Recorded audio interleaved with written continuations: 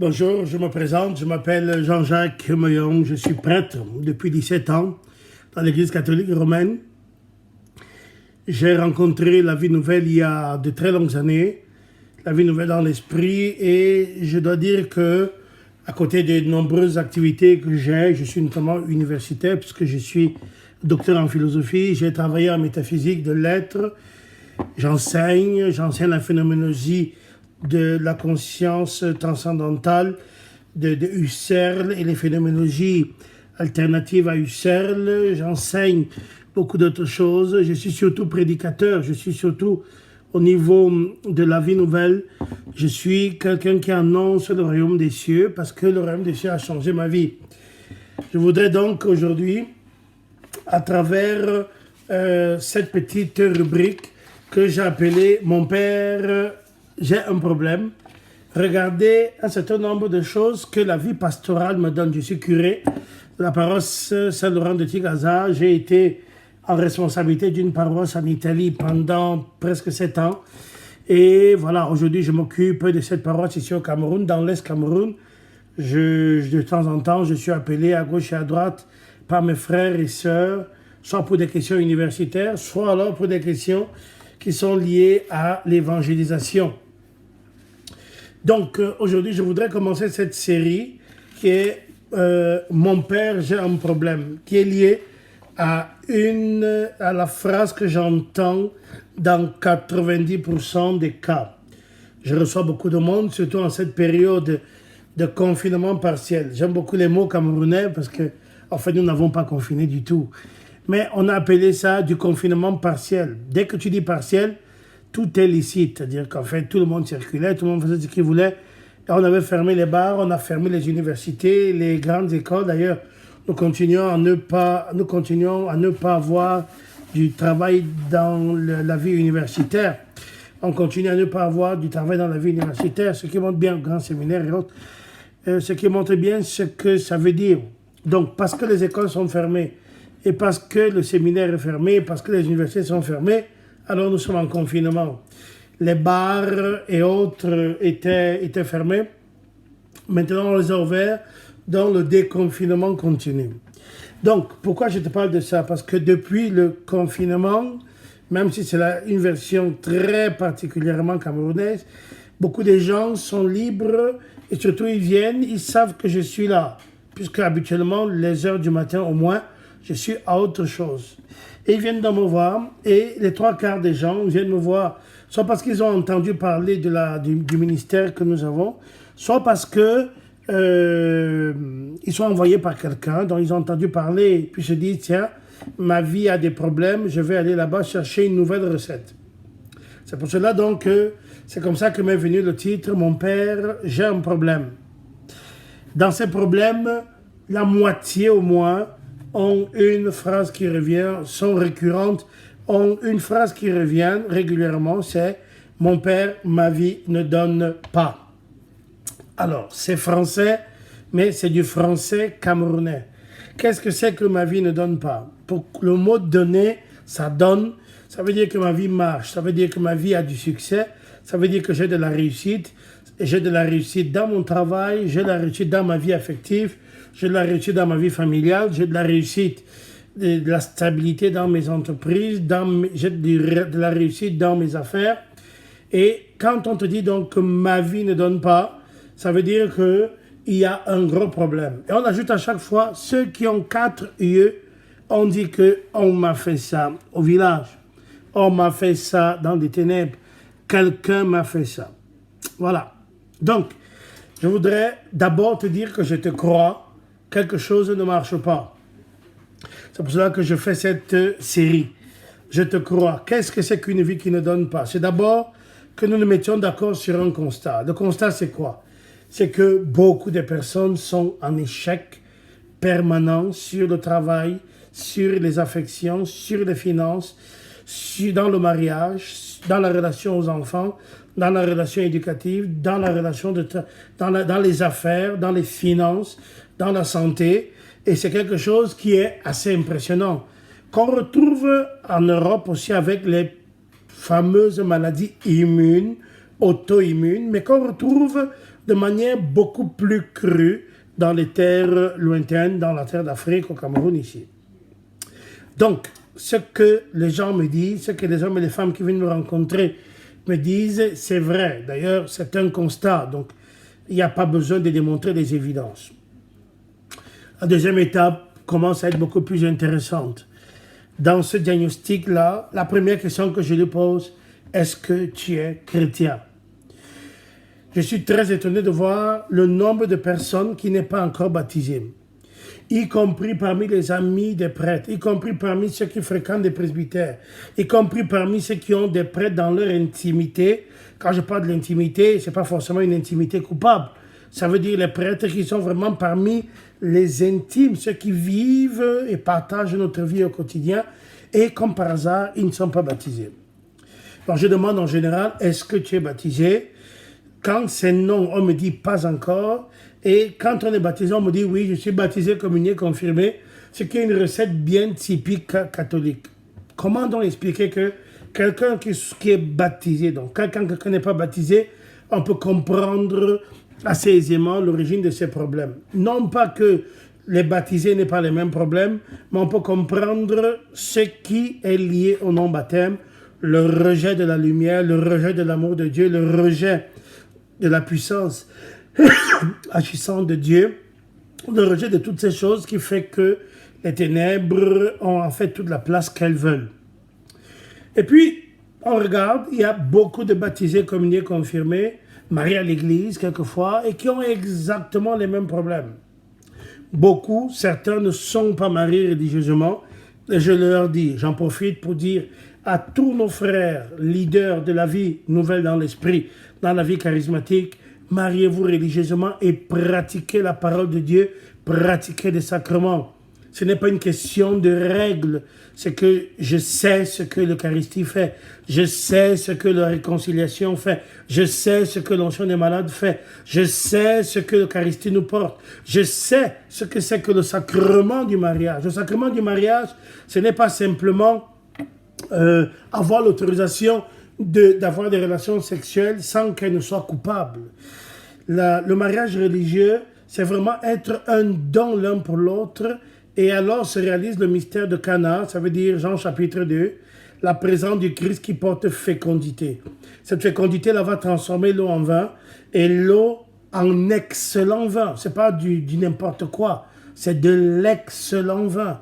Et c'est ça la vie chrétienne dans le mariage. C'est ça la vie chrétienne dans le mariage. Donc, j'encourage les gens à le faire. Et pourtant, je retrouve des gens mariés religieusement et qui ont de gros problèmes.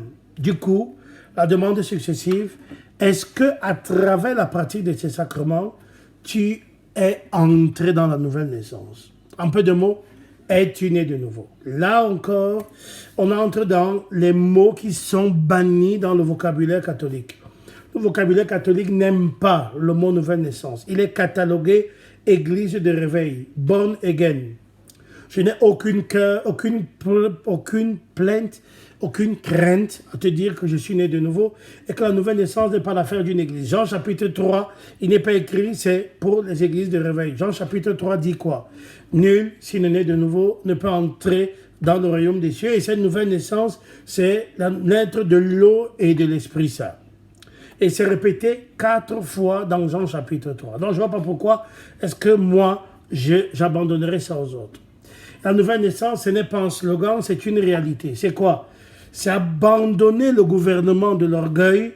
Je ne me laisse plus gouverner par mon orgueil, je me laisse gouverner par l'humilité du Christ. C'est abandonner le gouvernement de mes points de vue pour obéir à la parole de Dieu. C'est ça. C'est abandonner l'amour instinctif dans mes sentiments pour entrer dans l'amour de Dieu. Dans l'amour de Dieu, personne ne m'aime autant que Dieu m'aime. Et pourtant, tous ceux qui m'aiment vont m'aimer autrement que Dieu ne m'aime. La nouvelle naissance, c'est vraiment ça. C'est un changement radical de paradigme. Et ce changement radical de paradigme fait que je n'appartiens plus, je ne me laisse plus gouverner par mon orgueil. Ça veut dire que le pouvoir ne me guide plus, la richesse ne me guide plus et l'amour de séduction ne me guide plus. Je suis donc gouverné par l'autorité du Christ, au travers de l'humilité, par l'obéissance du Christ. J'aime beaucoup Hébreux chapitre 5, qui dit que Jésus-Christ, tout Dieu qu'il était, a pris l'obéissance à travers les souffrances qu'il dut affronter. Ça, c'est ma traduction. Mais Jésus-Christ a pris l'obéissance, ce n'est pas ma traduction. C'est très important. Et l'amour de Dieu qui l'espérant ne déçoit pas, car l'amour de Dieu a été répandu dans nos cœurs. Romains 5,5. C'est très important. La nouvelle naissance. Je dis donc aux uns et aux autres, est-ce que tu es né de nouveau? Est-ce que tu es prêt à entrer dans la nouvelle naissance avec moi? On me répond souvent quelque chose qui me chagrine. Tous ces gens ont rencontré un prêtre, qu'il soit orthodoxe, gallican, brésilien, ils ont rencontré un prêtre. Et à chaque fois, ils ont même rencontré des prêtres exorcistes. Je ne vais pas régler la question aujourd'hui, mais sortons de ces mythes-là. Sortons du mythe des exorcistes. Les catholiques en ont peur. Ils ont décidé, dans un diocèse comme le nôtre par exemple, qu'il n'y a pas d'exorciste. Du coup, les orthodoxes ont sniffé la faille. Ils s'y sont engouffrés à plein. Tous les prêtres sont exorcistes. Mais évidemment, tous ceux qui connaissent un peu la question, je ne vais pas rentrer dedans aujourd'hui, savent que prêtre exorciste, c'est se raconter des histoires. C'est comme dire qu'un boulanger utilise la farine.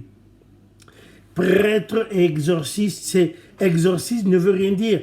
Prêtre, c'est toute une mission commune. Est-ce que... je ne vais pas rentrer dans ça maintenant. Je vais en profiter pour, quand je vais dire, mon prêtre, j'ai un problème, on va parler de la question de l'exorcisme. Donc, les églises, tous les prêtres exorcistes tous les prêtres orthodoxes sont exorcistes. Voilà. Et les autres aussi d'ailleurs. Du coup, ces personnes ont rencontré des prêtres et de temps en temps, quelqu'un m'appelle pour dire, mon père, est-ce que vous faites dans ça? Alors, je le répète, contrairement à tout ce qu'on peut croire, l'exorcisme ne m'intéresse pas spécifiquement. Et à vrai dire, je n'en ai pas besoin. Tous mes détracteurs peuvent en rire et s'en donner à chougre. Ça ne m'intéresse pas. La vie nouvelle dans l'esprit fait 10 000 fois mieux que l'exorcisme.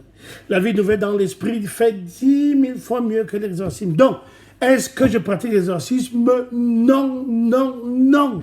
Est-ce que j'en suis intéressé? Absolument pas. Ça tombe bien, tous les autres sont intéressés, presque. Donc, ces gens ont rencontré un exorciste. Ils ont rencontré des prêtres et ils ont rencontré un exorciste. Qu'est-ce qui me chagrine? C'est que leur vie n'a pas changé. Je ne dis pas que c'est la faute des prêtres.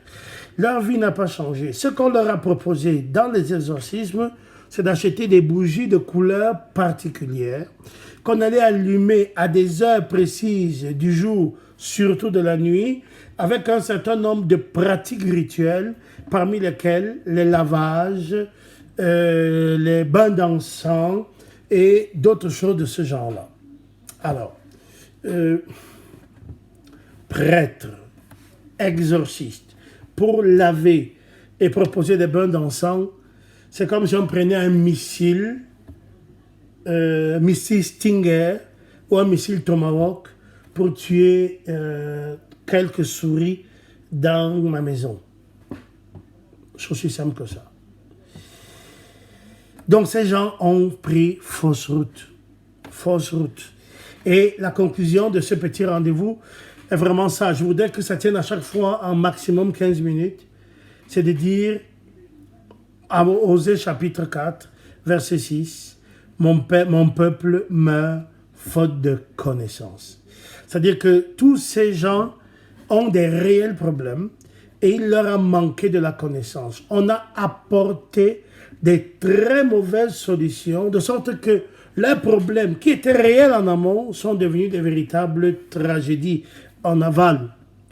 Quand on dit que le peuple meurt faute de connaissance, ce n'est pas un slogan, c'est plus qu'un slogan. C'est une vérité, c'est la vérité fondamentale. C'est-à-dire qu'il faut avoir la lumière de Dieu. D'où la proposition très simple pour commencer le cheminement. J'ai dit aux uns et aux autres, est-ce que tu as une Bible? Oui. Alors, tu vas prendre la Bible et on va commencer à lire un certain nombre de passages importants. Premièrement, Osée chapitre 4, verset 6. Est-ce que tu peux le lire? Oui. Est-ce que tu as lu que le peuple meurt par manque de connaissance, faute de connaissance? Oui. Est-ce que tu es d'accord avec cette parole? Oui. OK. Psaume 119, verset 105. Ta parole, Seigneur, lumière sur mes pas. Est-ce qu'on peut être d'accord sur le fait que ce qui nous manque, c'est le cheminement dans la lumière de Dieu? Est-ce que tu es prêt à cheminer dans la lumière de Dieu? Oui, je suis prêt. Très bien. Et puis, on va donc maintenant prendre la lumière de Dieu pour éclairer un tout petit peu ta vie. On va prendre Galates chapitre 5, on va prendre Éphésiens chapitre 4, on va prendre Colossiens chapitre 1, on va prendre comme ça un certain nombre de passages qui vont devenir fondamentaux. Et la première étape, ça va dire « Entre donc dans le repentir ». Psaume 130, « Si tu retiens les fautes, Seigneur, qui subsistera ?» Psaume 51, « Pitié pour moi, mon Dieu, dans ton amour, selon ta grande miséricorde, efface mon péché, efface mon iniquité. » Et c'est comme ça que le cheminement long, mais le vrai cheminement commence pour une vie nouvelle dans l'esprit. Voilà, j'espère avoir donné quelques éléments qui vont nous aider dans cette nouvelle rubrique qu'on intitule, n'oubliez pas, mon père, j'ai un problème. Ou alors, et la version d'aujourd'hui, mon père, ma vie ne donne pas. Un affectueux salut, une bénédiction dans le nom glorieux de Jésus et que Dieu nous bénisse et qu'il nous accompagne. Amen. Alléluia.